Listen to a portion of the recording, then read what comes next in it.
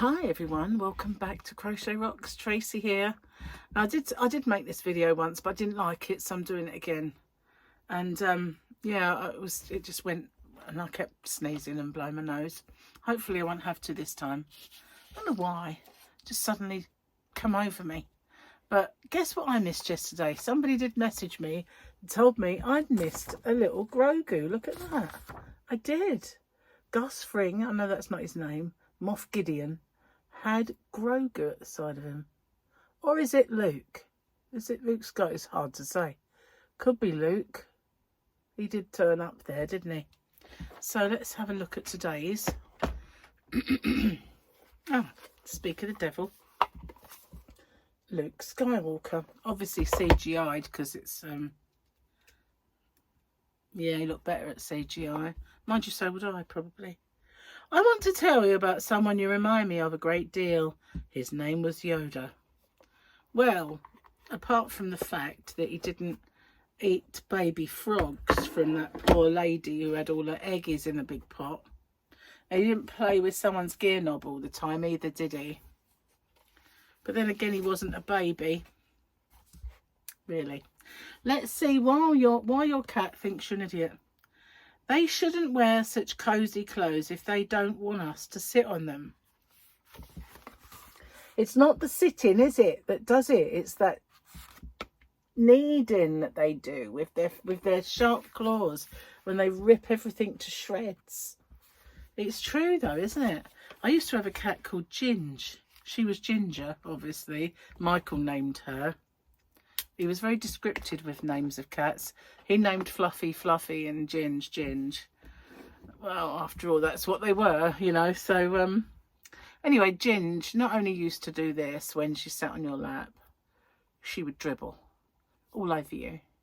And if you ever tried to push her off, she would position her legs in such a way as to push her weight down, and you couldn't get her off. And she was like, no, I'm sitting on you.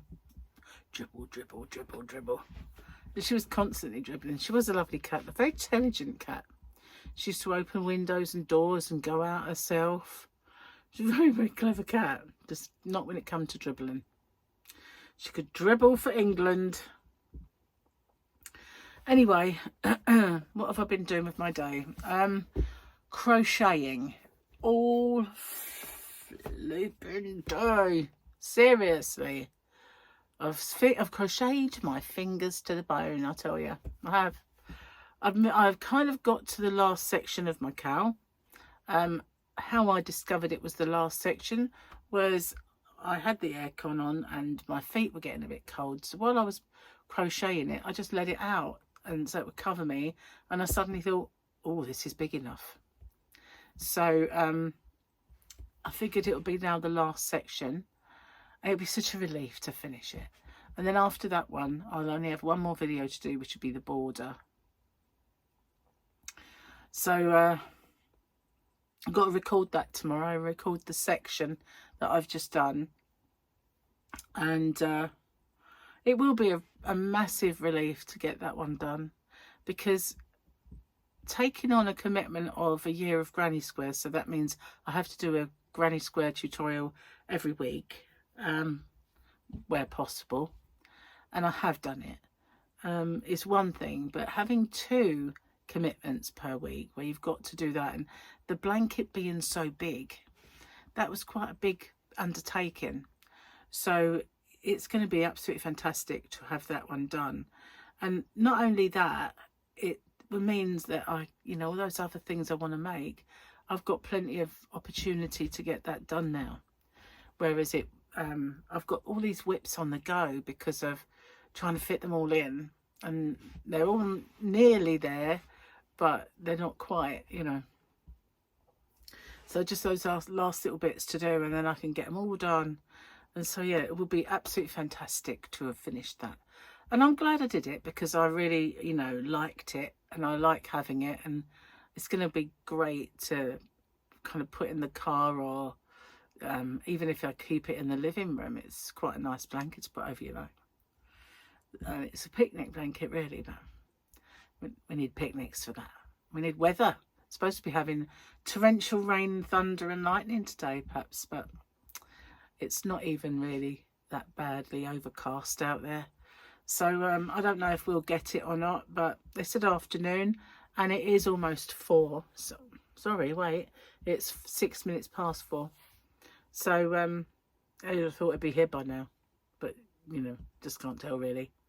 But Gary's popped to the pharmacy to get my medication, because yesterday when he went, they gave him the wrong thing. Apparently there was 2 things that they hadn't given me that were kind of a separate, and so they gave him that. And when he came home, I said, this isn't it. And he said, well, that's what they gave me. So I rang them, and they said, oh, that was just 2 things that we had outstanding for you behind the counter, but or on the shelf. But what the girls on the counter didn't know was yours were underneath the counter. I thought, well, we should have told them then, really, because, you know, that's what he went in for, sort of, you know. So this time I said to him, just say to him, there's some gel, cream and an inhaler, and find it before I leave. So hopefully you'll get that today.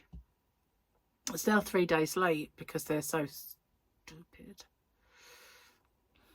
Oh well.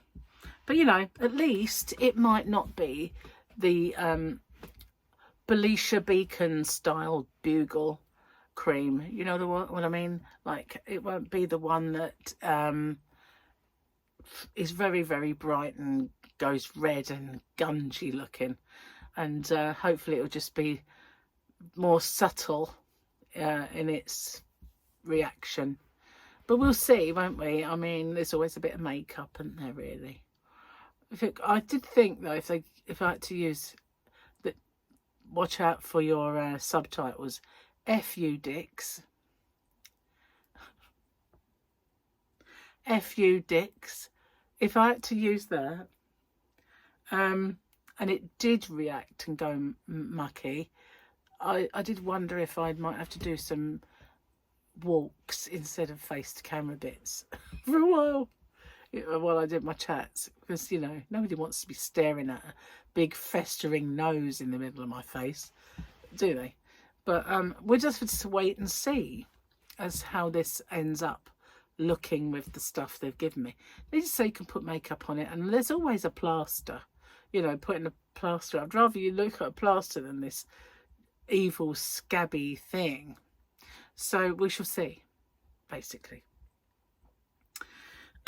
And it'd be nice to get my inhaler and yeah, get started on that one.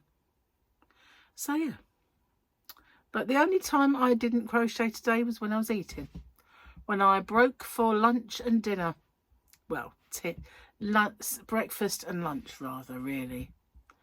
But still no sign of me starting the diet. I will be doing it, but I'm going to wait until after the barbecue. I think I have to be in the zone, and I'm not there yet.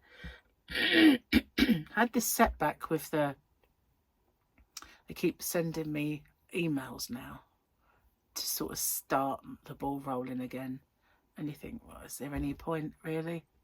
I don't think there is, but yeah, I will get on it. It's just I really need to, but I need to psych myself up to start it. I do.